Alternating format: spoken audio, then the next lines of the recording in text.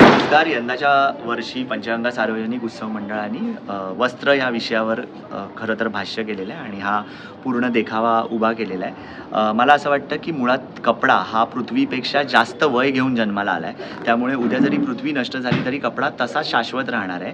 आणि आज आपल्याला असं वाटतं की पर्यावरणाला त्याचा धोका नाही आहे, पण फास्ट फॅशनमुळे वाढत जाणारं कपड्यांचं प्रमाण आणि त्यातनं होणारं उत्सर्जन हे अतिशय धोकादायक आहेत. कारण कापड निर्मितीसाठी पाण्याचा वापर जास्त होत आहे, कार्बन उत्सर्जन जास्त होतं आहे आणि त्याच्यामुळे निसर्गाचा कुठेतरी समतोल बिघडतो आहे.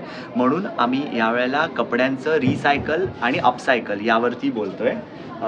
मुळातच इकडे एक साडी दाखवलेली आहे, आपण पाहाल.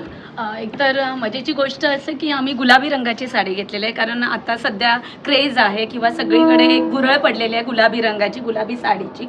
तर ही गुलाबी साडी एक आईची, आजीची, कुणाची घरात असेल तर त्या